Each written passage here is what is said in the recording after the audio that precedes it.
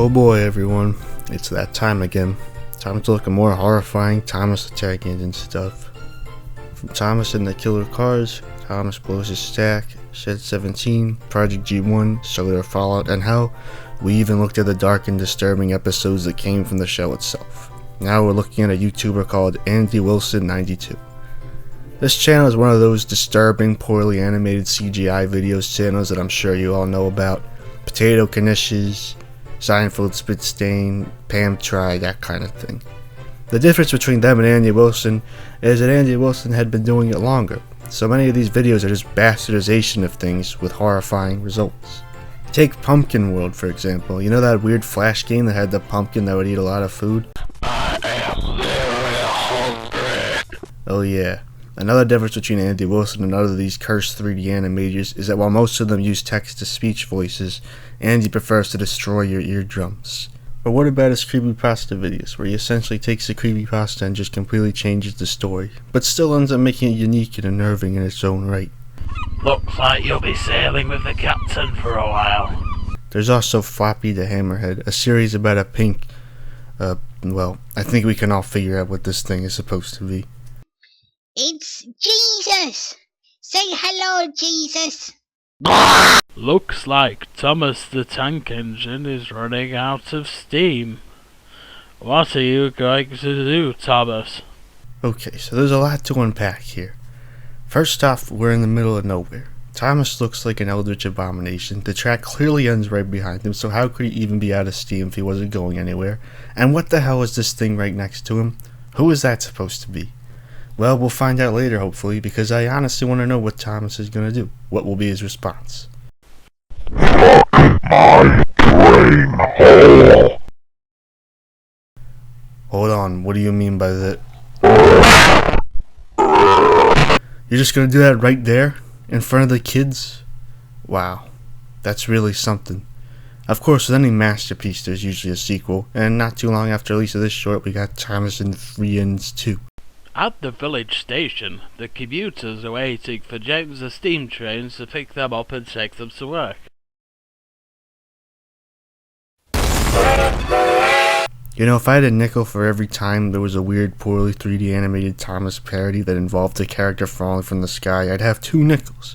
Which isn't a lot, but it's weird that it happens. Ugh, hell, you know where I'm going with this. That controller wanted a word with James about what happened this morning. Now, James, you are 2 minutes late to the station this morning. You have to be faster in future. These people need to get to work on time, said the fat controller. Also, you completely obliterated another human being, but if you're gonna do that, can you at least do it in a timely manner? Eat my train shit.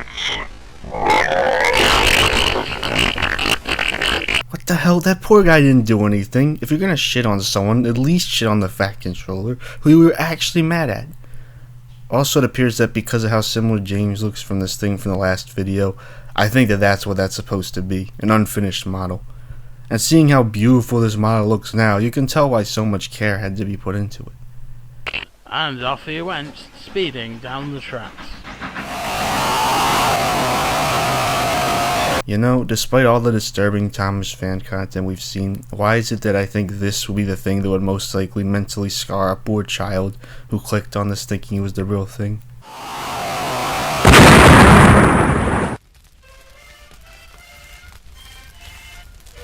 Now on the wall of the special needs school it has the letters IWTCIRD. Now some of you watching this probably know what those letters stand for. If you don't, well, I'm not going to tell you, but trust me, you don't want to know. A little over a year later we'd get a 3rd episode, but not before getting our ears blessed with the Thomas and FREINDS theme song. We'll do this for the 6 to 8. Shub trucks and haul it freight. You really gotta love how he sounds like he's trying to make himself cough up blood. Red and beat up, brown and blue. The real idiots for crew. Honestly, an insane asylum patient on psychedelics couldn't come up with something like this. I like how the tracks are just a suggestion. Like they only have to use them if they want to. Kinda like in All Engines Go. Away down the hills and round the bends. Thomas and his friends. James probably wasn't able to see Thomas in time, but Thomas had no fucking excuse. That crash was your fault. Thomas, he's the cheeky one. If you don't know why Thomas's funnel did that in, I think you might be a bit too young to watch this, so you ought to leave. James is very lots of fun. Does he fulfill the time? Golden funds is down the line. And we really knows his stuff. Yeah, I think someone else knows her stuff too. Henry keeps and hopes and puff. Edward wants to help and share. Edward's the only character in this that thankfully doesn't look like a sleep paralysis demon. So well, let's say he's square. You know, the obvious joke here is that Toby isn't square, but I also like how literally every other character in this is square, but the one that's actually supposed to be.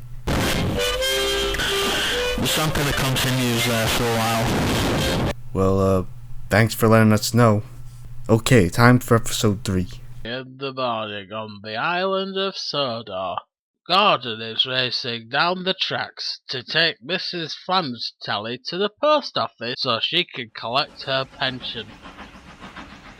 What we doing today, Gordon? Don't smoke, kids.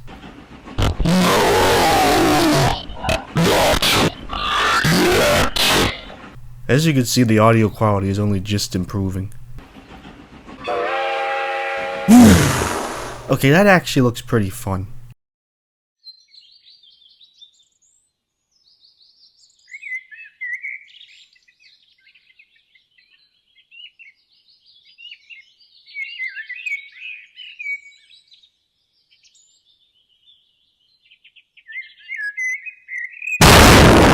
At this point, you should know the hazard of trains falling from the sky is a real issue. We've got to get there, Gordon. The post office opens soon.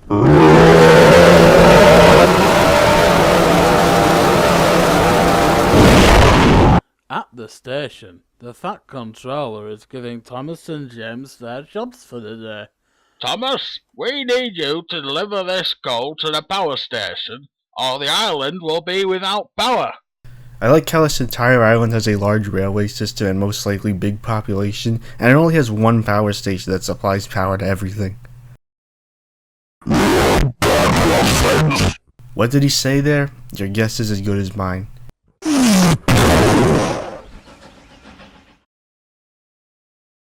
A fallen, Gordon. Oh no! I'm a fallen, and I can't get up! That is my impression of American advertising. I don't think I'll be able to walk now. Thomas the Tank Engine is coming to the rescue.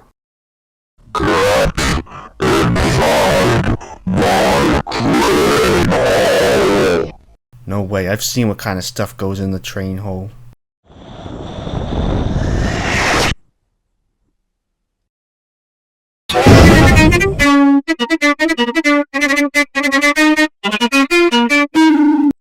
You trains have done such a good job. You're all invited back to mine later for tea and Battenberg cakes.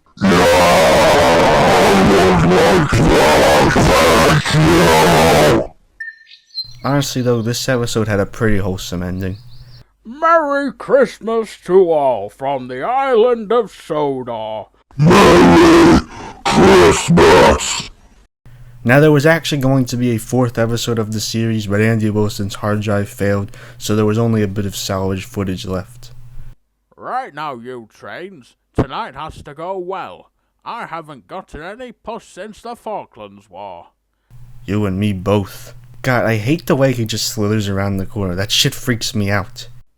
Now then, Gordon, you stay there and don't get into any trouble. Jeez, Fathead is really just gonna let his engine speak to him like that? What a weak man. That's a lovely dress you're wearing. Why, thank you. It was my late husband's dress. Sadly, this is all we have of this animation. I think it's sufficient enough, but it's sad we'll never know how it truly ends.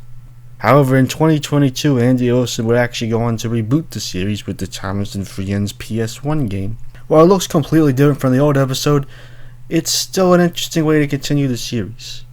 Thomas, you have exactly 10 minutes to deliver this toll to my house. Ear rape audio. Some things never change. The audio does improve though, 3 episodes later. Careful, slice of mouse. Hey, stop speaking so close to the microphone. You'll hurt people's ears. Oh, sorry. Shall we redo the previous lines? No, it's good. We're running out of tape anyway. Just redo this one. Overall, these videos basically try to parody a PS1 game with similar looking graphics and such. So, that was a brief overview of Andywilson92's animations and his Thomas and Friends series. Overall unique, hilarious, and very, very weird.